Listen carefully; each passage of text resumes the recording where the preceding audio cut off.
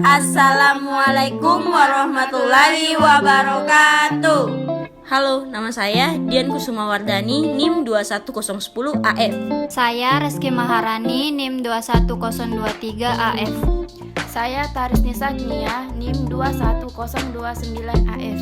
Saya Roro Widya Nurul Khatimah dengan NIM 21025 AF. Saya Andi Muhammad Yusril, NIM 21007 AF. Apa itu gagal jantung?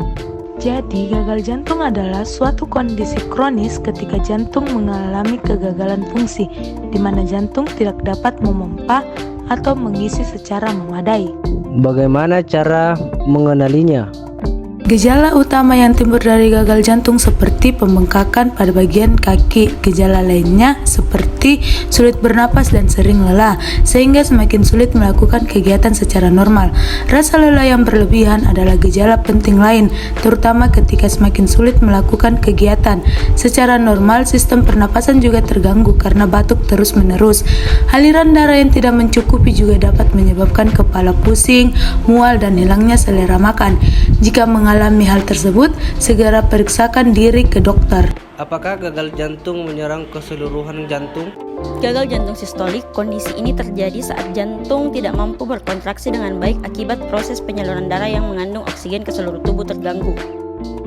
Gagal jantung diastolik terjadi ketika jantung sulit terisi darah sehingga terjadi kekakuan pada otot jantung. Gagal jantung sebelah kiri terjadi ketika ventrikel kiri tidak dapat memompa ke seluruh tubuh sehingga menyebabkan tubuh kekurangan darah yang mengandung oksigen. Gagal jantung sebelah kanan, kondisi ini terjadi karena adanya kerusakan pada ventrikel kanan yang menyebabkan proses pengambilan oksigen terganggu. Mengapa orang bisa terkena gagal jantung? Gagal jantung dapat disebabkan oleh aterosklerosis atau penyumbatan pembuluh darah. Apabila ini terjadi, maka asupan gizi untuk jantung berkurang dan hal ini menyebabkan otot jantung mengalami hipoksia yang berujung pada kematian sel otot jantung. Apakah ada penyakit yang berisiko menimbulkan gagal jantung?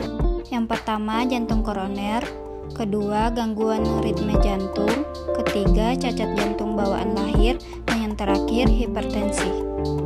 Orang yang berisiko terkena penyakit gagal jantung yaitu: yang pertama, orang yang terlalu banyak merokok. Yang kedua, orang yang terlalu banyak mengkonsumsi minuman alkohol atau minuman keras. Ketiga, kelebihan berat badan atau obesitas. Dan yang terakhir, terlalu banyak mengkonsumsi makanan siap saji atau junk food. Penggolongan obat dari gagal jantung yang pertama itu glikosida jantung. Farmakodinamik glikosida meningkatkan kekuatan kontraksi otot jantung, memperlambat frekuensi denyut jantung. Golongan obat glikosida, digoksin, digitoksin, dan uabain. Golongan yang kedua, diuretik. Diuretik digunakan untuk menurunkan perloat dengan jalan mengurangi volume cairan tubuh. Obat pilihan, golongan tiazid HCT, lob diuretik, furosemid bisa diberikan dengan penambahan preparat yang mengandung kalium. Diuretik hemat kalium, antagonis aldosteron. Golongan yang ketiga, vasodilator. Vasodilator akan mengurangi gejala sesak nafas akibat filling pressure yang tinggi dan memperbaiki kelelahan akibat curah jantung yang rendah. Pencegahan gagal jantung yang pertama, tidak merokok. Yang kedua, tidak meminum minuman keras. Dan yang ketiga, mengonsumsi makanan bergizi. Yang keempat, rajin berolahraga.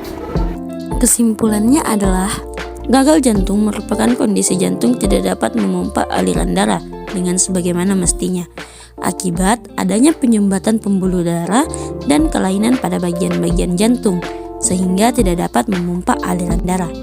Gejalanya berupa sesak nafas, kaki bengkak, dan mudah lelah. Gagal jantung juga disebabkan oleh pola hidup yang tidak sehat. Jadi, mulailah pola hidup sehat agar jantung tetap sehat.